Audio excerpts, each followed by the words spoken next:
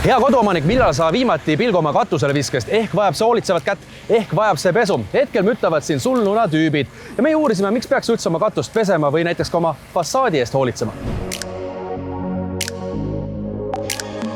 Põhjus on väga lihtne, et tegelikkuses meil on katusel, nagu siingi näha, on siis sammal ja sammal, mida ta teeb, on see, et hoiab niiskus endas. Ja kui meil on talved siuksed, mis on tulemas, eks ole, pluss, miinus, siis niiskus läheb mikroprakkudesse ja hakkab katusekivi lõhkuma. Teisalt on see, et sammal kipub alla veereinidesse jooksma, mis tähendab seda, et ummistab veereinid ära.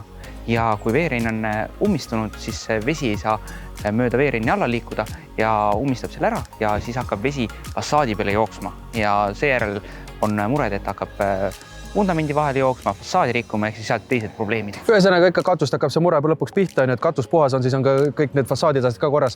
Aga mida te kasutate sellest puhastamiseks üldse? Mis asi käib teil? Jah, meil oli Facebookis hea küsimus, et keegi küsis, et mis keemiat te kasutate. Meil on parim keemia on H2O, ehk siis vesi. Ehk siis puhtalt siis surve abil puhastame ära ja vajadusel paneme siis samlatõrjet. Et üldiselt küsime kliendile, kas on vaja või mitte. Osale klientile samlatõrje ei sobi, osale sobib, et vastavalt kliendi vajadus. Aga näiteks siin ta on punakas katus vist, aga kui nüüd majaperemees tahaks, et saaks selle punaka tooni ka veel esile tuua, siis tegelikult värvite ka ju pärast. Ja absoluutselt, et mina isiklikult soovin alati klientidel ka värvida. Põhjus väga lihtne, täidab poorid ära, vesi liigub kiiremini alla, sammal ei teki nii kiiresti ja visuaalselt annab palju kõvema efekti. Aga kui te nüüd ikkagi sealt ülevad kogu selle mustuse alla panete, siis fassaadi peale võib-olla jääb ka seda asja, siis tegelikult tasub ju fassaadi küll lasta või? Absoluutselt, selles osas me kindlasti, nagu siingi näed, siis valge fassaad, kivi fassaad ja siiski on ta puhas, eks ole. Ehk siis kõik sambla, mis fassaadi peal läheb, peseme ilusti puhtaks ja sealt mingit jälge ei jää. Aga igat katust siis, igat fassaadi saab siis puhastada või? Katuste puhul just, et peseme siis kivikatust, savikivikatust, eterniiti, plekki, tegelikult ka kärgpituumenit ja SPS-i, kui on vajadus. No muidugi kõik oleme nüüd survetest, eks ole, et igal materjalil on siis oma survetüüpi ja me oleme nagu oma ala eksperdid sellele. Siin hetkel ei ole, aga järjest rohkem katused saavad endale päikesepaneelid peale. Mis siis teete, poisid? Ja täpselt, siis läheb keeruliseks olukord. Et küll aga me oma klientidele soovitamegi, et enne, kui läheb paneel peale, päikesepaneel siis? Ja täpselt päikesepaneeli peale läheb, siis kindlasti teha siis hoolduspesu talle ära ja kui võimalik, siis ka värvimine.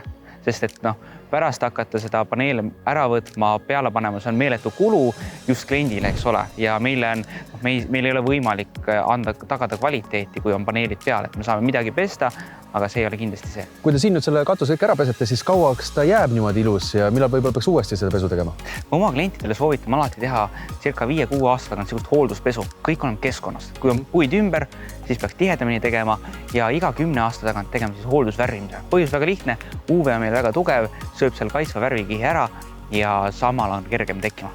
Ja kui nüüd rääkida fassaadipesust, siis üldiselt kasutatakse survepesu, aga meil on oma tehnoloogia, millega siis survet ei kasuta. See on eriti just õrn krohv fassaadile, just siis krohvitud fassaadile, kus ei tohi survet kasutada, kus see liigne surve võib lahti raputada selle krohvi sealt pealt. Ja tänu sellele me kasutame siis ilma surveta pesuvahendit, kanname pesuvahendi peale ja siis puhta veega, ehk siis null survega peseme ta maha ja tulemused on märkimisväärsed.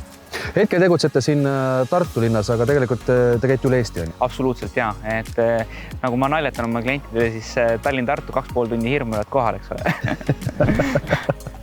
Ja kuna meil on siin sügiskampaania toimumas, siis hetkel on päris hea hind ka, et on ainult 3 eurot ruutmeetri plus käibemaks. Ja olgu veel öeldud, et sulnuna mehed vajavad teie poolt ainult ligipääsu kinnistule ja vett. Ja ongi kõik, isegi teie elektrit nad ei soovi. Vaat sellised lood siis saime taaskord jälle natukene targemaks ja tegelikult tasub sulnuna endale appi kutsuda ka siis, kui teil on suurem näiteks tootmishoone katus vajab hoolitsust. Ja nüüd, kui on tulemas talv, äkki tuleb meil ka lumerohke talv, siis need mehed tulevad appi ja lükkavad teil ka katuse lumest puhtaks.